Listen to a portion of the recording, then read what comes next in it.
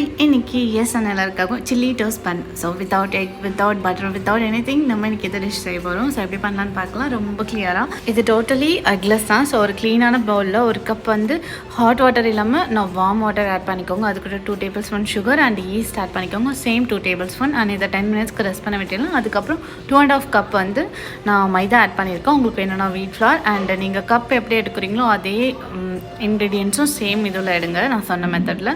And நமக்கு நிறையவே time இருக்குது. ஸோ அதனால் எனக்கு ஒரு ஹாட் சாக்லேட் பண்ணலாம். நான் வந்து ஊட்டியில் ஒரு வாட்டி ட்ரை பண்ணியிருந்தேன். ஸோ அது ஸ்பெஷல் ஹாட் சாக்லேட். நான் இன்றைக்கி மில்க் சாக்லேட்டில் வந்து சும்மா ட்ரை பண்ணியிருந்தேன்.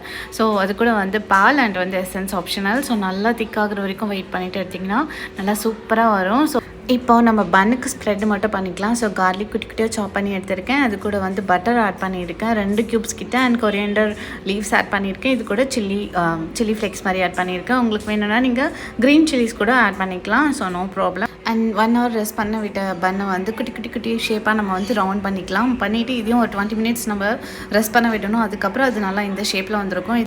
இதுக்கப்புறம் இதை பேக் பண்ணுறதுக்காக இட்லி குண்டை எடுத்திருக்கேன். இதில் 10 மினிட்ஸ் ப்ரீ ஹீட் பண்ணிவிட்டு அகெயின் 10 மினிட்ஸ் வந்து பட்டர் ஆட் பண்ணிவிட்டு நீங்கள் வச்சுட்டு மேலே ஸ்ப்ரெட் ஆட் பண்ணிவிட்டு நீங்கள் எடுத்துடலாம். பார்க்க நல்லா பாவ் பன் மாதிரி இருக்கும். நான் லாஸ்ட் கிளிப்பில் ஆட் பண்ணியிருப்பேன். ஸோ அதுக்கப்புறம் 10 மினிட்ஸ்க்கு அப்புறம் எடுத்ததுக்கப்புறம் நல்லா சாஃப்டாக இருக்கும். ஆற வச்சுட்டு டேஸ்ட் பண்ணி பாருங்கள். பாய்.